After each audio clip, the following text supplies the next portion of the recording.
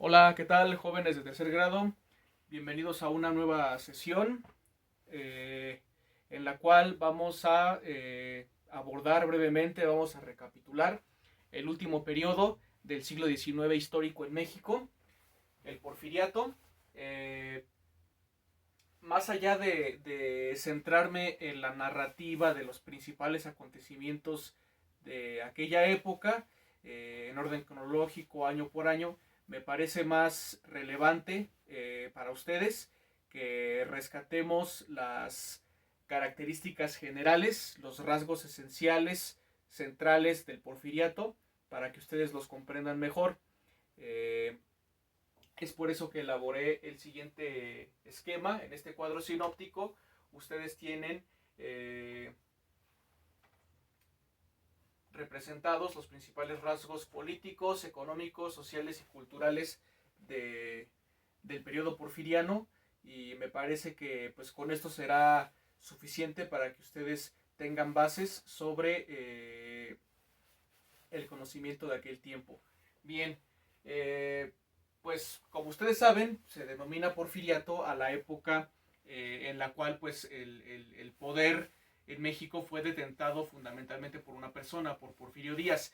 ¿Quién era Porfirio Díaz? Porfirio Díaz era un general, era un militar mexicano, nacido en Oaxaca en 1830, el cual desde muy joven se había distinguido por participar en las luchas, las guerras civiles y en las intervenciones extranjeras de aquella época, del lado liberal, del lado republicano.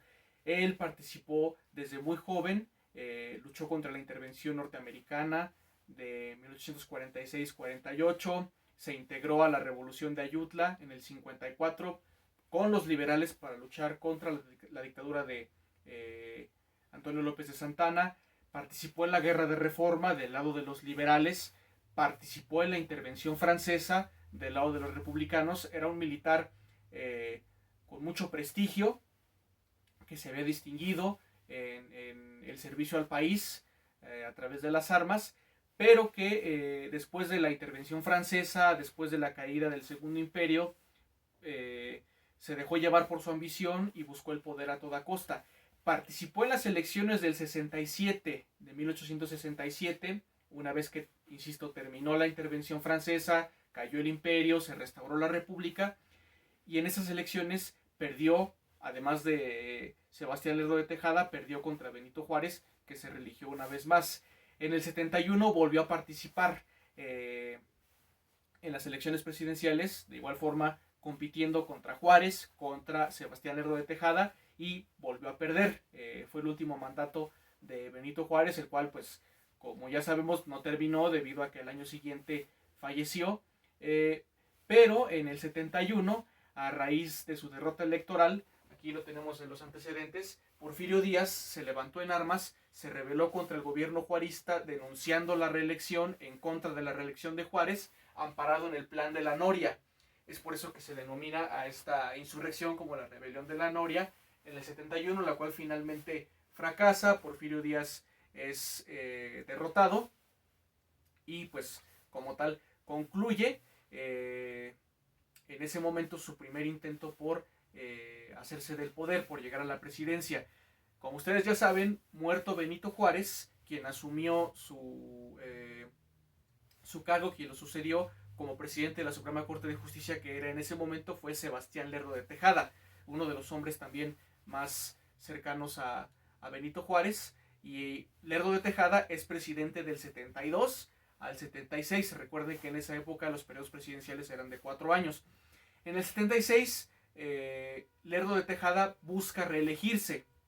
Lo hace, gana las elecciones contra José María Iglesias, contra Porfirio Díaz, y Díaz, que vuelve a perder en el ámbito electoral, se vuelve a levantar en armas contra el gobierno para hacerse del poder, amparado en el plan de Tuxtepec, que luego fue reformado en Palo Blanco en el 76, y esta vez triunfa. En esa ocasión, Porfirio Díaz vence al ejército del gobierno, al ejército de Lerdo de Tejada, y se hace con el poder. Eso hay que tenerlo muy presente, deben tenerlo muy en cuenta. Porfirio Díaz llegó al poder en el 76, pero no llegó por la vía democrática, no llegó por la vía electoral. Porfirio Díaz llegó por la fuerza, Porfirio Díaz llegó mediante un levantamiento armado. Entonces eso es algo que, reitero, deben considerar, algo que no deben olvidar. Porfirio Díaz llegó a la mala, llegó a la fuerza, a la presidencia, y así salió, expulsado por la Revolución Mexicana. Pero bueno, eso es parte de otro tema. Ahora, el porfiriato, ya sabemos pues por qué se denomina así, porque el hombre fuerte, el principal actor político de ese tiempo pues es Porfirio Díaz, y se mantiene en el poder el sistema como tal durante 35 años, de 1876 a 1911. En ese periodo de 35 años, Porfirio Díaz ocupó el poder durante 34. Vamos a ver por qué. Bien, entonces, como les dije hace un momento, tenemos desglosadas características políticas, económicas, sociales y culturales de aquel tiempo. Rasgos políticos, bueno, pues es un gobierno dictatorial, es un gobierno en el que no se respeta la democracia, no hay democracia, no se respeta el voto. Las elecciones eran más que nada un mero ritual, un mero trámite periódico para renovar la legitimidad del régimen, pero no eran auténticas. Es por eso que no podemos hablar de un gobierno democrático, evidentemente, en la época de Porfirio Díaz, el cual se religió constantemente. En ese entonces se hicieron reformas constitucionales sucesivas para permitir la permanencia de Porfirio Díaz en el poder. Primero se hizo una reforma para permitir que el presidente se religiera de manera escalonada. Es decir, terminaba el periodo presidencial de Porfirio Díaz en 1880, dejó el poder a su compadre, Manuel González, el Mango González, que fue presidente durante 4 años, del 80 al 84, se hizo una reforma constitucional para permitir la reelección escalonada, es decir, que regresara al poder un mandatario, un presidente que ya hubiera ejercido, y fue eso lo que permitió el regreso de Porfirio Díaz, que volvió a la presidencia en 1884 y no la soltó, ya no la dejó hasta 1911, hasta que lo expulsó la revolución. Pero bueno, como les decía, eso es parte del tema siguiente. Después se hizo una reforma para permitir la reelección continua en una ocasión, y después se hizo otra reforma a la Constitución para permitir la reelección indefinida, y fue así que periodo tras periodo pues Porfirio Díaz se mantuvo en la presidencia. Es decir, regresó en el 84, se religió en el 88, se religió en el 92, se religió en el 96, se religió en 1900, se religió en 1904 y se religió en 1910, porque fue por aquel entonces que se amplió el periodo presidencial de 4 a 6 años.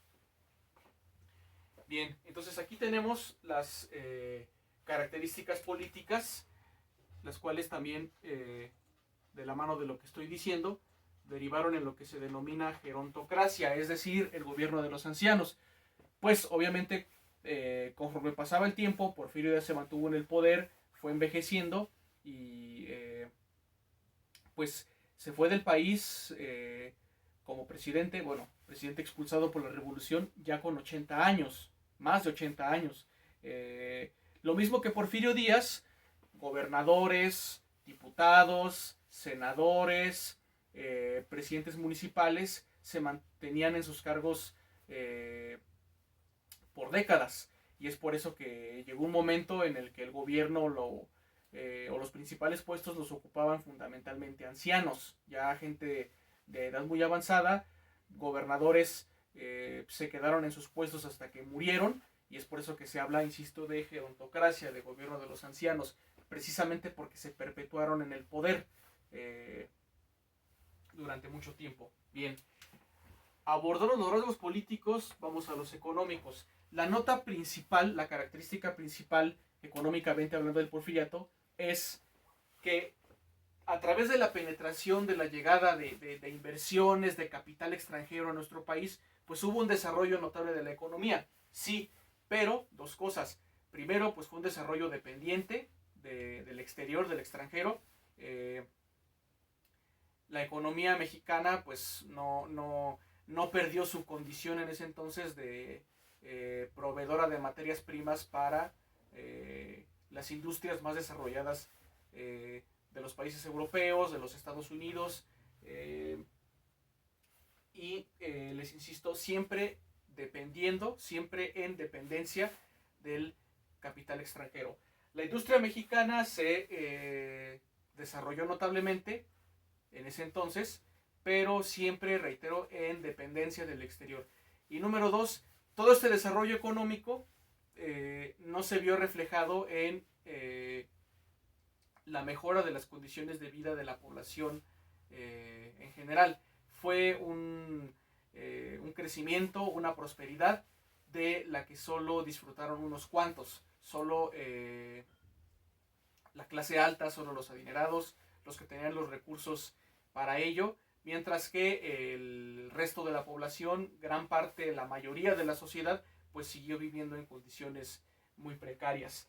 Y eso nos lleva al tercer elemento, al tercer plano, que es el social, en el cual, como ya dije, pues es una época de aguda desigualdad, unos cuantos que lo tienen todo, que concentran el poder, los recursos, las oportunidades, y la gran mayoría con poco o nada, en condiciones muy adversas, muy difíciles, la cual, como ya les he dicho en otras ocasiones, pues desafortunadamente es una característica permanente en la historia de nuestro país. En el plano social, pues también hay que resaltar que en esa época surge la clase obrera. Al desarrollarse la industria, las fábricas, pues obviamente surgieron también los obreros, el proletariado. Hay que distinguir al obrero del artesano, en el sentido de que el obrero pertenece a un entorno de producción industrial, es decir, el obrero trabaja en fábricas, con máquinas, es trabajo, insisto, más mecanizado que en comparación con el artesano que trabaja en talleres artesanales, valga la redundancia, trabaja con sus manos fundamentalmente, y bueno, es eso lo que quiero que les quede claro. Es en el porfiriato en el que surge como tal y se desarrolla en nuestro país la clase obrera, la cual viene a engrosar las filas de la clase trabajadora, que fundamentalmente se componía de campesinos y artesanos. También es en ese entonces, venía ya desde tiempo atrás, pero se agudizó en el porfiriato el despojo de tierras a comunidades campesinas e indígenas, tierras que eran adjudicadas a los hacendados mexicanos, a las compañías extranjeras, mediante leyes, en ese entonces les llamaban leyes de colonización de baldíos, promulgadas en el 83, antes en el 75. Con estas leyes se justificó bajo la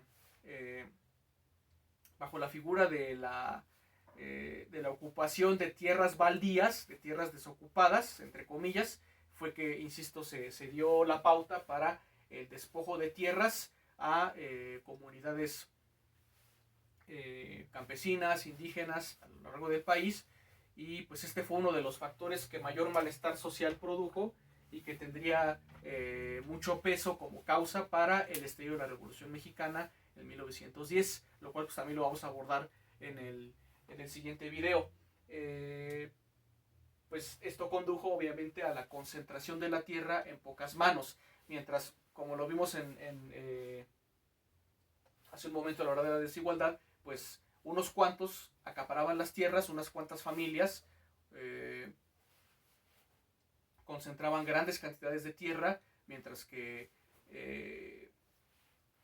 miles de familias, muchos mexicanos de aquella época, la mayoría de la población, pues no poseía tierras y tenía que alquilarse, tenía que trabajar como peones en haciendas, y eran terriblemente explotadas. Bien, eso es en esencia lo que corresponde al ámbito social. Pues como un ejemplo de esta desigualdad en la ocupación de la tierra, pues tenemos al gobernador Terrazas de Chihuahua, el cual concentró muchísimas tierras en ese estado, a grado tal de que pues en esa época se decía que Terrazas no era de Chihuahua, sino que Chihuahua era de Terrazas. Es un botón, es una muestra, insisto, de la enorme disparidad, de la aguda desigualdad de ese momento histórico. Y por último, en el plano cultural, pues en las artes, en la arquitectura, la música, la escultura, la pintura de aquella época, pues se deja sentir una poderosa influencia del extranjero en los estilos artísticos en México en aquella época.